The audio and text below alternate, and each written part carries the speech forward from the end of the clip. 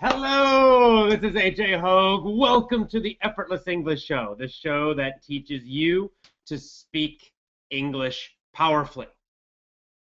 How can you learn vocabulary faster and remember it longer and use it? That's our topic today on the Effortless English Show. Let's talk about vocabulary. Now, vocabulary is very important. Last week we talked to Steve Kaufman, who speaks over 13 languages. And last week Steve mentioned that in his opinion, vocabulary is much, much, much more important than grammar. That's interesting. Why did he say that? Well, I agree with him. And the reason is that with vocabulary, you can communicate. If you know words, if you know their meaning, you understand them when you hear them, and you can use them, then you can communicate. Even with bad grammar, you can communicate. But without the words, there's no communication. So you might have perfect grammar, but if your vocabulary is very, very, very small, you can't say very much. So vocabulary is super important, very, very important. So this is a big question. It's an important question, how to learn vocabulary faster and how to remember it longer, because many times we study vocabulary, and especially in schools in the old ways, we study this list of vocabulary, and we memorize it, and we remember it for the test, and we get a good score on the test, hopefully. And then what happens? Then often we forget. Or maybe not for a test. Maybe we're just trying to improve our vocabulary. So we study a list, we memorize it, memorize it, memorize it, and then what happens? A week later, maybe a few days later, we forget it. And so all that time feels like we wasted it. And indeed, just studying lists of vocabulary is mostly a waste of time. You waste a lot of time that way. There are better ways to learn vocabulary. So it's important to find efficient ways, powerful ways, useful ways, effective ways, and enjoyable ways to learn vocabulary. So let's talk about how our brain works and a few techniques, a few strategies to learn vocabulary faster and remember it longer. Last week, Steve Kaufman talked about context. So that's the first thing we'll talk about, learning vocabulary from context. Now, in Effortless English, in our 7 rules, we talk about using real materials and using stories. This is the same idea. Basically, what this means is that it's much more powerful to learn vocabulary from real situations, from some kind of situation. So you're not just learning an individual word from some list, because then you're just learning a word and a definition when you do that old way, that school way. You learn a word and the meaning of the word. But there's no situation, so you really don't understand fully how to use that word. And you really don't understand the true meaning of that word because you have not seen it used in a real sentence, in a real story, in a real conversation. The other reason learning vocabulary from real situations, context, is important is because it's easier to remember. Let me give you an example. Let's say you want to learn the word baseball bat. 2 words, actually. Baseball bat. Maybe you come from a country where there's no baseball. So baseball bat, you want to learn this word. So a baseball bat, it's a long stick. It's used in the game of baseball. Now, one way to learn that word or phrase would be to study it in a list, baseball bat, and then you look at the meaning or the translation, and you say it again and again, baseball bat, baseball bat, baseball bat, and you look at the meaning, and you try to remember it. That might work, but it might not, and it would be less efficient, less effective. A better way would be to go to a baseball game. Let's say you're visiting the United States, you go to a baseball game, and then you notice the guy is holding something. You ask your friend, what's that? Oh, that's the bat. That's the baseball bat. They use it to hit the ball. And so you're in a real situation. You're at a baseball game. You're seeing the baseball bat, seeing it used. You're having a real conversation with a friend. And you really want to know the meaning of that word because you need it in that moment. You need it for the real situation. You're there in the game. In that situation, maybe they only need to tell you one time and you remember it and you never forget it again. Why? Because in your memory, you'll have this image. You'll have this picture of that game, of the player holding the bat, swinging it, hitting it. You'll remember your friend. You'll remember the conversation. All these things will be connected to the word or phrase, baseball bat. And because of all these real life connections, that vocabulary will get remembered, recorded in your brain more strongly. Therefore, you learn it faster, maybe just 1 repetition, and you have a better chance to use it in the future because it's more strongly in your memory. That's the power of learning something in a real situation, a real context. We can make this even more powerful because our memories work better with strong emotion. So let's keep using this example, baseball bat. Let's imagine that during that game, a player walks up to you. He sees you. He walks up to you and he has the baseball bat and he says, "I'm going to kill you." And he's about to hit you and your friend says, "No, don't hit him with the bat." So what do you have? Now you have emotion, probably fear. You're, oh, this big player has a bat. He's going to swing it maybe and hit your head. And your friend yells, "Don't hit him," or her, if you're a woman, "with the bat. Don't hit him with the bat. Don't hit him with the baseball bat. Don't do it." So now again, you have your friend yelling the word bat or baseball bat. Again, you have a real situation, but now this real situation is very emotional. Right? You've got a strong feeling of fear. Oh, this big guy's going to hit you with the bat. Well, that fear, that strong emotion, actually will make the memory much, much stronger. And so you will really remember that word because of that whole situation. All of that is very easy to remember. Now, it can be any emotion.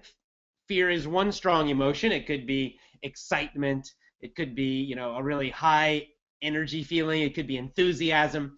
So the point is, though, that a more emotional situation is better for learning the word or learning words. Finally, actions help us with vocabulary, help us to learn vocabulary. So I talk about this in past videos, but in Power English, in our Power English course, we use action vocabulary videos at the beginning to teach you this technique. The basic idea is that if you have a word you're trying to learn, you create some action, some movement that reminds you of the meaning. So again, let's say baseball bat. You're trying to remember this word.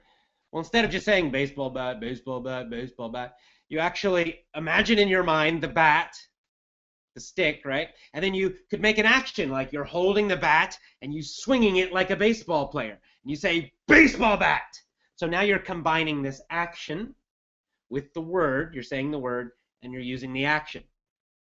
At the same time, if you imagine a real baseball player swinging, and if you use emotion, so you do it in a powerful way, you don't just say baseball bat, that's not good.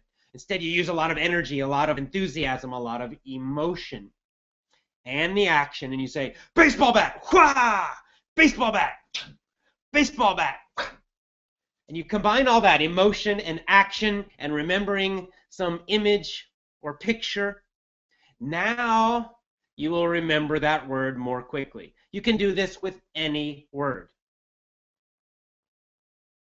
Now, another easy way to get words from real situations is simply to read stories and listen to stories. This is why reading novels, reading storybooks is so powerful, or even nonfiction books.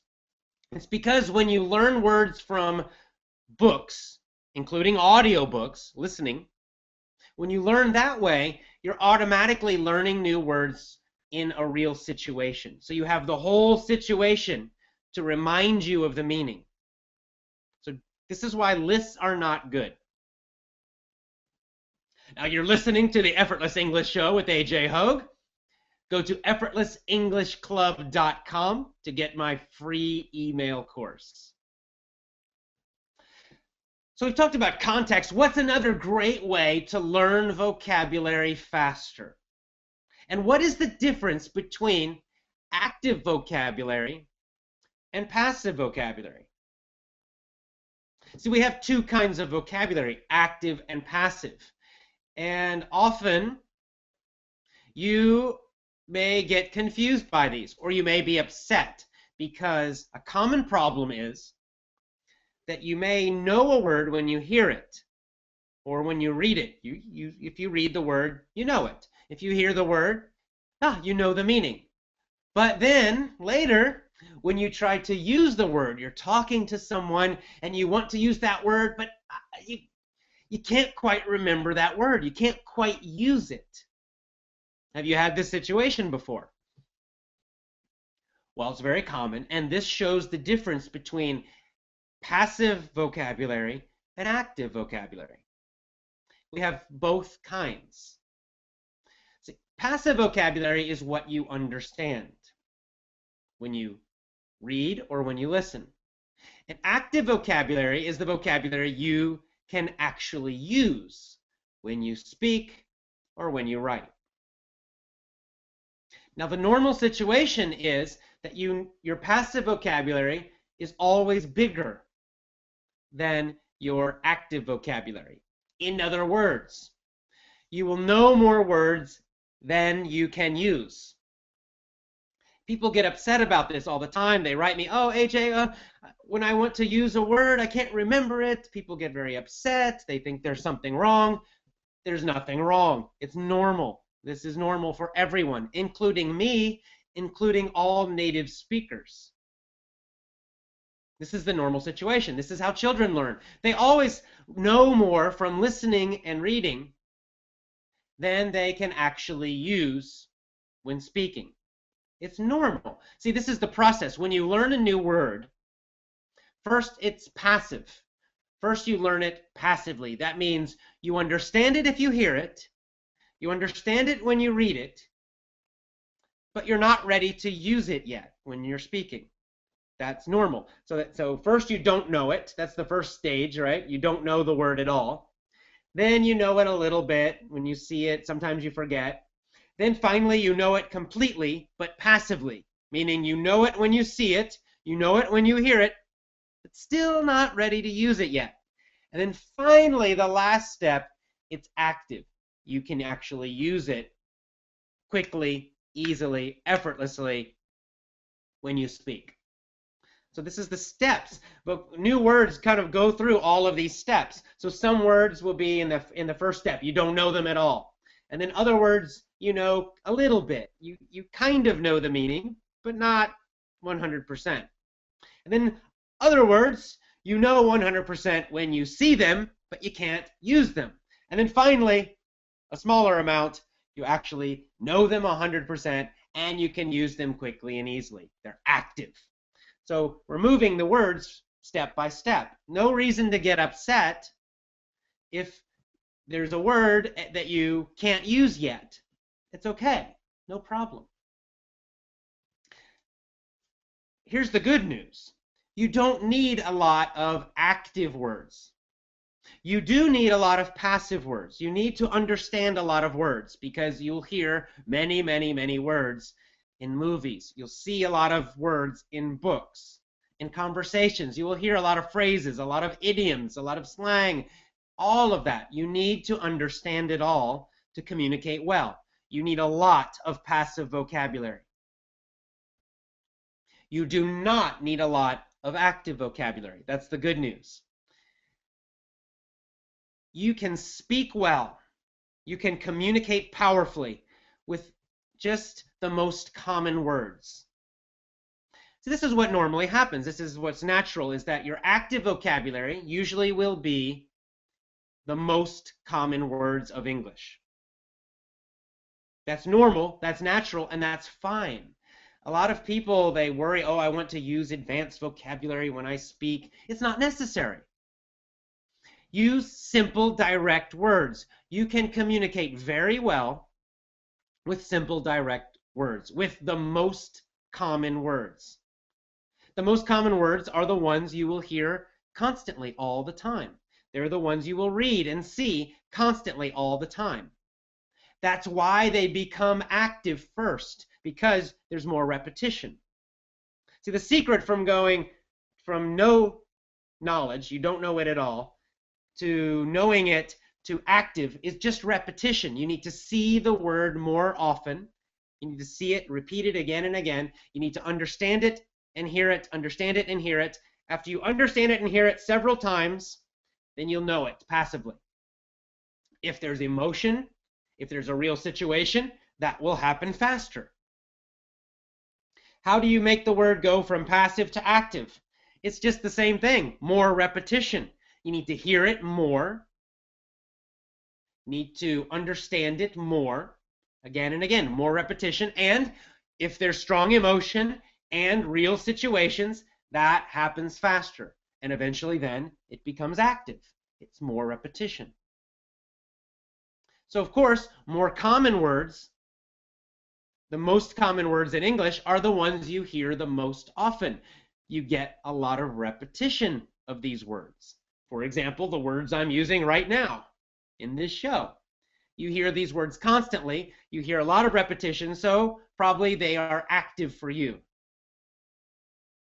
But maybe there's some less common word. You only hear it once or twice.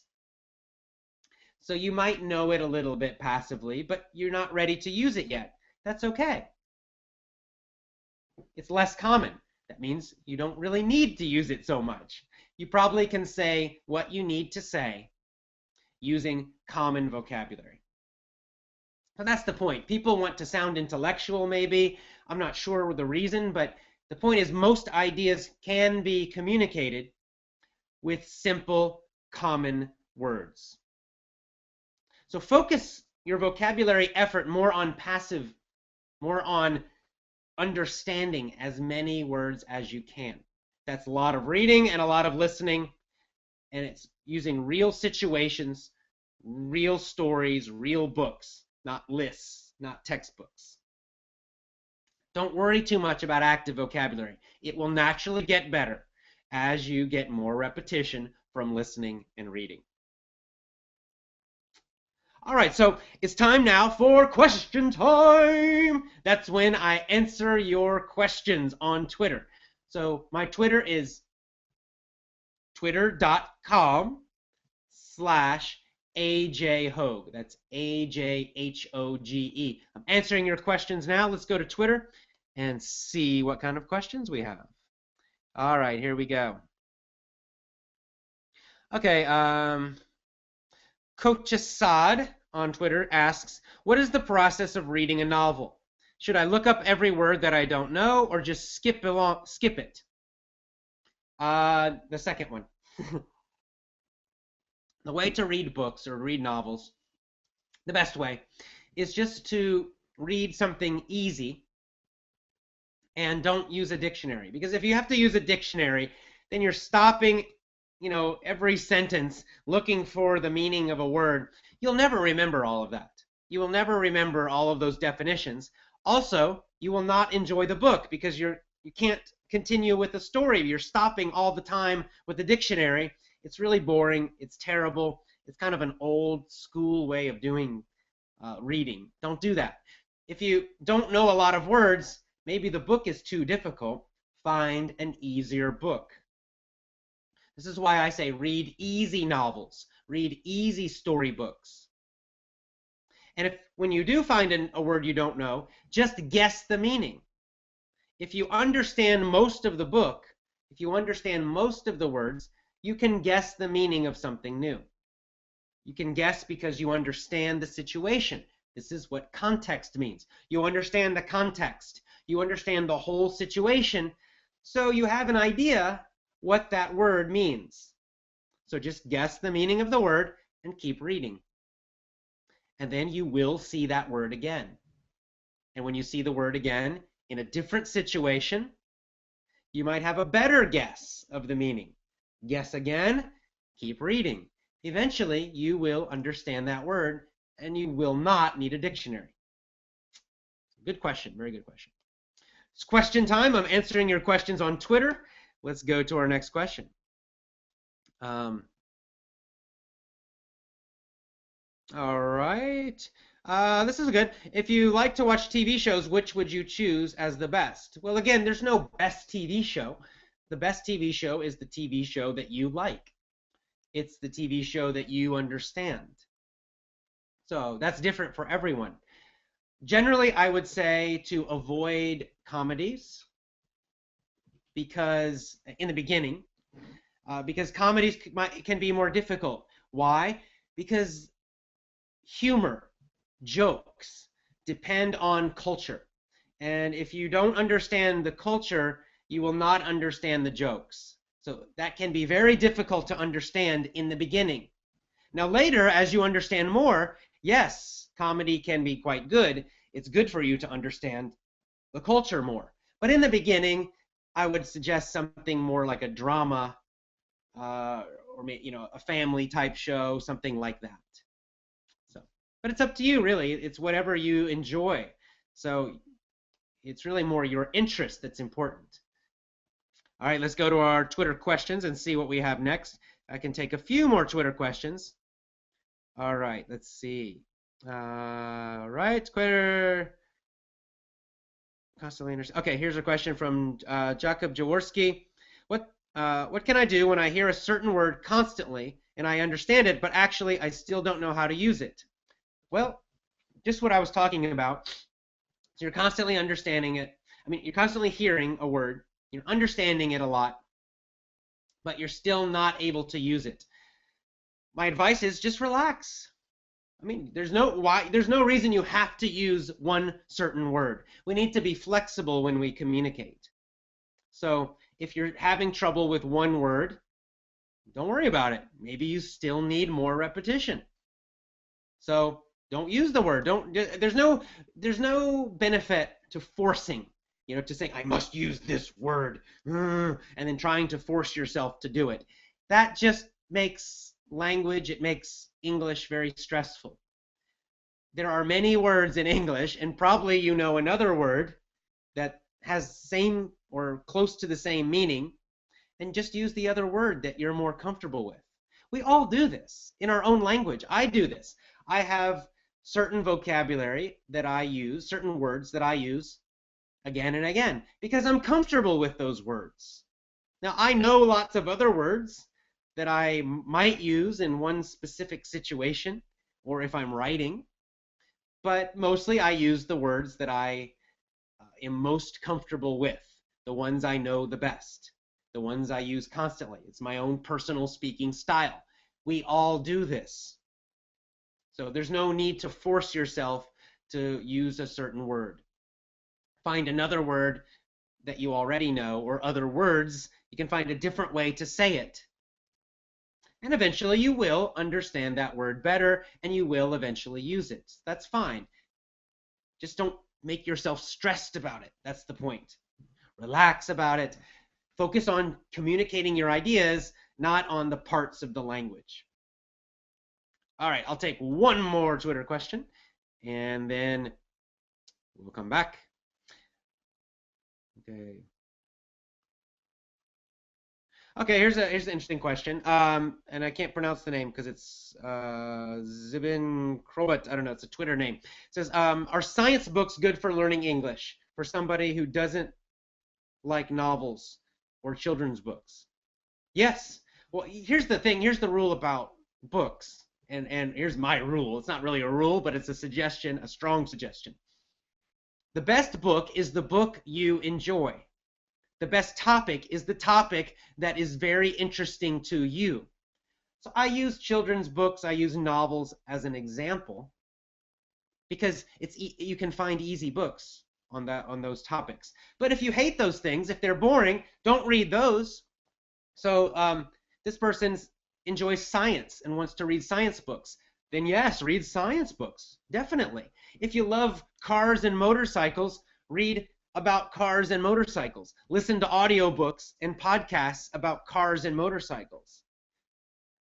If you love medicine, then read about medicine. The point is, read something that's super interesting to you. And you can find children's books. So if you need something easy and you like science, you could find science books for kids. Read those. And of course, eventually then you can read more difficult books.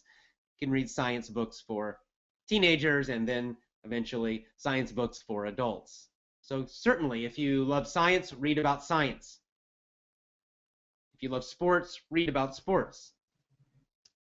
All right, so our final thing, let's go to Effortless English News. It's time for the news. What's happening in Effortless English? Well, not really in Effortless English, but in a company I have, Learn Real English, with my friends Kristen and Joe, we have a new show coming. So this is the Effortless English Show. I teach you to speak English powerfully in this show. We have a new show coming next week. We're calling it Real English, Real America. And the new show will focus on culture, American culture. We'll talk about idioms and slang, and we'll also talk about different parts of American culture, especially parts of American culture that you do not see on TV and movies. See, people around the world, they have an idea of America from movies, from television, but that's not the real America. That's Hollywood America. So we're going to talk about real America. In the new show, my friend Kristen and I will talk about some culture topic, and we will also answer your Twitter questions, just like on this show. But we'll answer questions more about culture in that show. That show is next Friday or Saturday. In most places, it will be Saturday morning. In North America and possibly South America, the show will be Friday night. So Friday night and Saturday morning, I will announce the times for the Real America show on Twitter here. So just follow my Twitter and I'll tell you the new dates and times, and I'll give you a link to that show. So it'll be Fridays and Saturdays. And of course, next week, very exciting, our guest next week on this show, the Effortless English Show, is Blaine Ray. Blaine Ray, in my opinion, is the best language teacher in the world. I learned a lot from Blaine Ray. Blaine Ray developed TPRS, the system of using the technique, the method of using stories to teach language. And he will be our guest next week on the Effortless English Show. So come back here. So that's it for our show. As always, we end the show with our code and our mission. This is what makes our community, our international community, special. Our code is simply how we treat each other, how we act. Our code has only 3 parts. It's very simple. We do the best we can. We do the right thing. We show each other that we care. And our mission is our deep purpose. Yes, our purpose is to help you speak English powerfully, but we even have a deeper purpose and a really strong meaning to Effortless English. And that is to explore new opportunities for growth, to bring confidence, vitality, and happiness to people all over the world, to boldly go where we have never gone before. Thank you so much. I love talking to you. I love teaching you. It's so wonderful to connect with you every week. I will see you next week. As always, go to effortlessenglishclub.com to join our free email course, or also to get one of our paid courses, Power English, the original course, or the VIP program. I will see you next time. Have a great day. Bye for now.